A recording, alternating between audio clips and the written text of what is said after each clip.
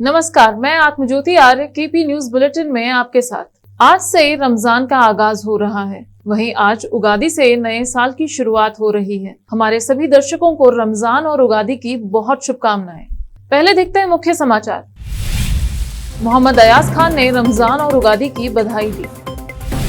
बालदोड़ी ग्राम में एक महिला की मौत, पति गिरफ्तार। दुग्ध उत्पादकों के लिए सहकारी बैंक की स्थापना एक क्रांतिकारी कदम, कर्नाटक मुख्यमंत्री ने कहा। अमित शाह और राहुल गांधी ने 2023 विधानसभा चुनावों के लिए 150 सीटों का लक्ष्य रखा। कर्नाटक सरकार ने एडीजीपी भास्कर राव का इस्तीफा स्वीकार किया। पीएम मोदी से मिले नेपाल के प्रधानमंत्री, दोनों देशों के रिश्तों को लेकर हुई बातचीत।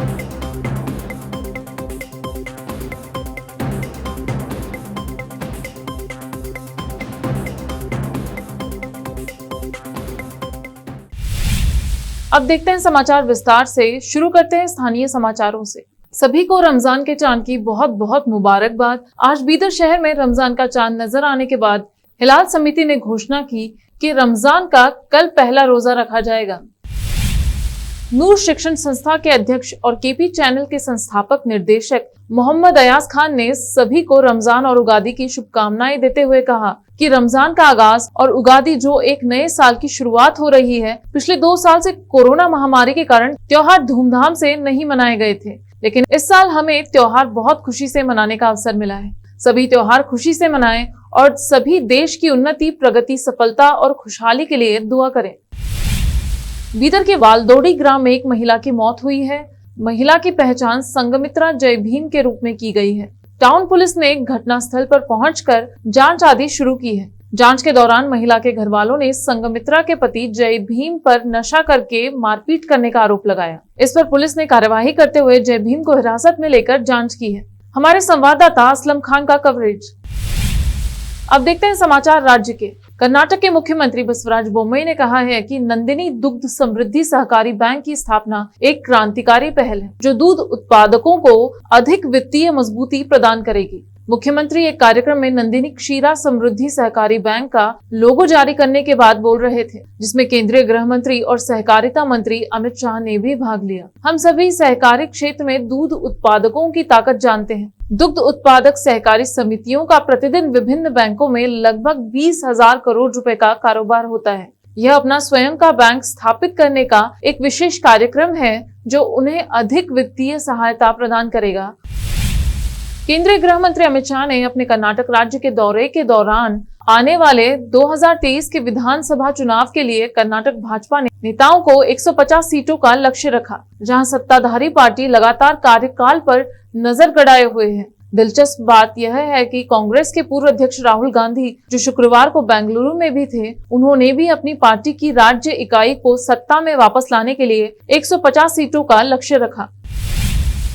राज्य सरकार ने शुक्रवार को वरिष्ठ आईपीएस अधिकारी बी भास्कर राव का इस्तीफा स्वीकार कर लिया, जो वर्तमान में रेलवे के अतिरिक्त पुलिस महानिदेशक के रूप में कार्यरत हैं। राव, जिन्होंने पहले बेंगलुरु शहर में पुलिस आयुक्त के रूप में कार्य किया था, सितंबर 2021 में मुख्य सचिव पी राव कुमार को अपना इस्तीफा सौंप दिया था। राव ने अपने पत्र में कथित तौर पर कहा था, मैं व्यक्तिगत आधार पर पद से इस्तीफा दे रहा हूं और आपसे अनुरोध करता हूं कि कृपया मेरा इस्तीफा स्वीकार करें। कहा जाता है कि मुख्य सचिव ने इस्तीफा स्वीकार कर लिया और राव को एक राहत पत्र भेज दिया। राव के अपनी सेवा के अंतिम दिन शनिवार को ड्यूटी पर आने और अपनी शानदार सेवा से सेवानिवृत्त होने से पहले कार्यभार सौंपने की कानूनी औपचारिकताओं को पूरा करने की उम्मीद है।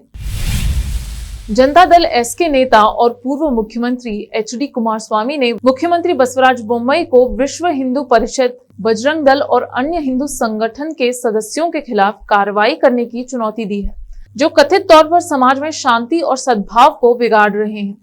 उन्होंने चन्नापटना तालुक के चक्रे में संवाददाताओं से कहा कि वे कारोबार, हलाल मांस और अन्य मुद्दों पर अपनी मांगों को पूरा करने के लिए विभिन्न स्थानों पर तहसीलदारों और अन्य अधिकारियों को ज्ञापन सौंप रहे हैं। उन्होंने इस संबंध में पर्चे भी बांटे हैं। कुमारस्वामी ने कोविड की स्थिति को अच्छी तरह से नहीं संभालने के लिए सरकार की आलोचना की। भाजपा सरकार ने कोविड संकट में अस्पतालों का प्रबंधन ठीक से नहीं किया, तब विश्व हिंदू परिषद और बजरंग दल के सदस्य कहां थे?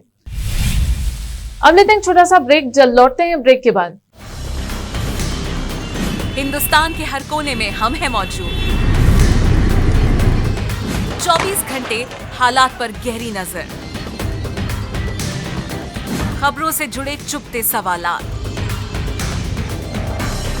और आपको दिखाता है धार्मिक, सामाजिक, राजनीतिक, लोकल और इंटरनेशनल न्यूज की सबसे बेहतर कवरेज, जो आपको रखती है हर पल बाखबर। देश और दुनिया भर की खबर के लिए देखते रहें KP news 24/7। Noor education trust Bidar की ओर से चलाए जाने वाला Noor M Ed college Bidar, recognised by NCTE Delhi and affiliated to Gulbarga University, Gulbarga. Admission are open for the academic year 2021-22. विशेषज्ञ और सक्षम शिक्षकों द्वारा शिक्षा प्राप्त करने के लिए नूर एमएड कॉलेज में दाखिला लें और शांत वातावरण में शिक्षा प्राप्त करें। बीदर शहर में बेहतर शिक्षा का एकमात्र केंद्र Noor M Ed college, Shahpur gate, Bidar. Phone numbers 9945283920, 8482221297। रोगियों की सेवा और देखभाल करना जहां बड़े सम्मान की बात है, वहीं ये एक सम्माननीय पेशा भी है। इस पेशे को अपनाने वालों को नर्स कहा जाता है और इसका प्रशिक्षण लेने को नर्सिंग कहते हैं। इस नर्सिंग कोर्स की शिक्षा लेने के लिए सुखद वातावरण और अच्छे प्रशिक्षण केंद्र की आवश्यकता होती है। नर्सिंग कोर्स की शिक्षा देने वाला बीदर में एकमात्र केंद्र है श्री नानक झिर्रा साहेब फाउंडेशन बीदर की ओर से चलाए जाने वाला Shri Nanak Jhirra Saheb college of nursing, affiliated to Rajiv Gandhi university of health science, Karnataka, जहां पर विशाल क्लासरूम, बेहतर प्रयोगशाला, कम्युनिटी लैब, न्यूट्रिशन लैब, विशाल और सुखद वातावरण में नर्सिंग की शिक्षा देने की सुविधा, विशाल और सुंदर कॉन्फ्रेंस हॉल, हवादार और बड़ी सी लाइब्रेरी के साथ साथ सभी प्रकार की उपयोग की जाने वाली सामग्री के साथ एनाटॉमी लैब और एडमिनिस्ट्रेशन ऑफिस उपलब्ध है। Vice chairperson Mrs Reshma Kaur की देखरेख में चलाए जाने वाला और प्रिंसिपल मिस्टर महांतेश की निगरानी में बेहतर नर्सिंग ट्रेनिंग का एकमात्र केंद्र Shri Nanak Jhirra Saheb college of nursing, near Nehru stadium, Bidar. Admission are open for the academic year 2021-22. Phone number 08483228272। स्वागत है आपका ब्रेक के बाद। आइए देखते हैं अन्य समाचार। नेपाल के प्रधानमंत्री शेर बहादुर देउबा ने दिल्ली के हैदराबाद भवन में पीएम नरेंद्र मोदी से मुलाकात की। देउबा 3 दिवसीय भारत दौरे पर हैं। नेपाल का प्रधानमंत्री बनने के बाद यह उनका पहला भारत दौरा है। भारत नेपाल संबंधों के लिहाज से यह दौरा काफी अहम माना जा रहा है। उन्होंने कल बीजेपी अध्यक्ष जेपी नड्डा और अन्य नेताओं से भी मुलाकात की। यूक्रेन के साथ जंग के बीच वित्त मंत्री निर्मला सीतारामन ने कहा कि रूस के ऑफर के बाद भारत ने पहले से ही सस्ता तेल खरीदना शुरू कर दिया है। रूस के ऑफर के बाद भारत ने पहले से ही सस्ता तेल खरीदना शुरू कर दिया है और भारत रूस से कच्चे तेल की खरीद जारी रखेगा। वित्त मंत्री निर्मला सीतारामन और विदेश मंत्री एस जयशंकर ने शुक्रवार को भारत की ओर से किए जाने वाले सस्ते रूसी तेल की खरीद का बचाव किया है।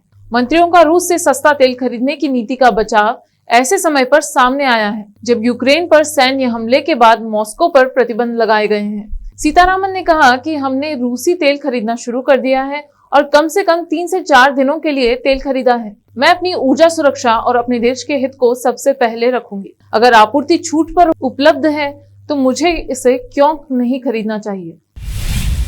तमिलनाडु के राज्यपाल RN रवि, मुख्यमंत्री MK स्टालिन और अन्य नेताओं ने उगादी के अवसर पर लोगों को बधाई दी। उगादी, गुड़ी पाड़वा और चेती चंद के अवसर पर तेलुगु, कन्नड़, मराठी और सिंधी भाषी भाइयों और बहनों को बधाई और शुभकामनाएं देते हुए राज्यपाल ने कहा कि ये आनंदमय त्योहार हमारे पारंपरिक नए साल को समृद्ध संस्कृति के साथ मनाते हैं और हमारे लोगों की विरासत है।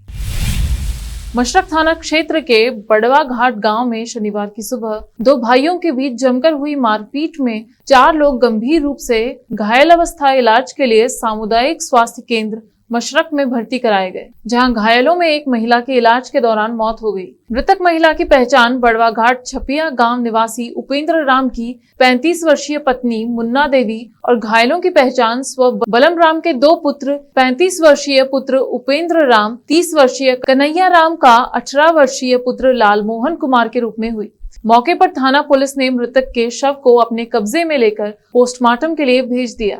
घटना के बारे में मृतक महिला के पति ने बताया कि जमीन में हिस्सेदारी को लेकर पहले से विवाद चल रहा है। उसी में शनिवार की सुबह ही मारपीट हो गई, जिसमें महिला के सर पर गंभीर चोट लग गई। सभी घायलों का सामुदायिक स्वास्थ्य केंद्र मशरक में प्राथमिकी उपचार के बाद बेहतर इलाज के लिए सदर अस्पताल छपरा रेफर कर दिया गया है, जहां थोड़ी ही दूरी पर महिला की मौत हो गई। मामले में 3 लोगों को हत्या के लिए आरोपित करने की बात बताई। मामले में थाना पुलिस जांच पड़ताल कर रही है। केपी न्यूज के लिए संत कुमार गोस्वामी की रिपोर्ट। पंजाब में शानदार जीत हासिल करने वाली आप पार्टी अब दूसरे राज्यों में अपनी सियासी जमीन को मजबूत करने में लगी है। इस साल के आखिर में गुजरात में चुनाव होने वाले हैं। ऐसे में आपने राज्य में कई कार्यक्रमों की तैयारी की है ताकि आप चुनाव में अपनी मौजूदगी दर्ज करा सके। आपके राष्ट्रीय संयोजक और दिल्ली के मुख्यमंत्री अरविंद केजरीवाल पंजाब के मुख्यमंत्री भगवंत मान के साथ अहमदाबाद पहुंच चुके हैं। आज केजरीवाल और भगवंत मान साबरमती आश्रम जाएंगे और फिर 2 किलोमीटर का रोड शो करेंगे। इस रोड शो को पार्टी ने तिरंगा यात्रा का नाम दिया है। श्रीलंका में खाने पीने के साथ जरूरी चीजों की कमी हो जाने पर आगजनी, हिंसा, प्रदर्शन, सरकारी संपत्तियों में तोड़फोड़ की गई। लंबे पावर कट और ईंधन की कमी ने लोगों की दिक्कतें और बढ़ा दी। देश में बिगड़ते हालात देख राष्ट्रपति गोटाबाया राजपक्षे ने आपातकाल लागू कर दिया है। देखते हैं समाचार फिल्मों के। हीरोपंती 2 का नया गाना जलवानुमा हुआ रिलीज। गाने में दिखी टाइगर और तारा की जबरदस्त केमिस्ट्री। खेल जगत के समाचार। IPL 2022 फैंस की नजरें हार्दिक और राशिद पर। बड़ी उपलब्धियों से दोनों चंद कदम ही दूर। देखते हैं समाचार बाजार के। अब रसोई गैस भी हुई महंगी। CNG की बढ़ी कीमतें आम आदमी की जेब पर डालेंगी असर। फिर से एक नजर मुख्य समाचारों पर।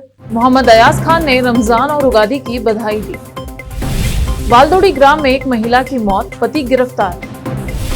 दुग्ध उत्पादकों के लिए सहकारी बैंक की स्थापना एक क्रांतिकारी कदम, कर्नाटक मुख्यमंत्री ने कहा। अमित शाह और राहुल गांधी ने 2023 विधानसभा चुनावों के लिए 150 सीटों का लक्ष्य रखा। कर्नाटक सरकार ने ADGP भास्कर राव का इस्तीफा स्वीकार किया। PM मोदी से मिले नेपाल के प्रधानमंत्री। दोनों देशों के रिश्तों को लेकर हुई बातचीत।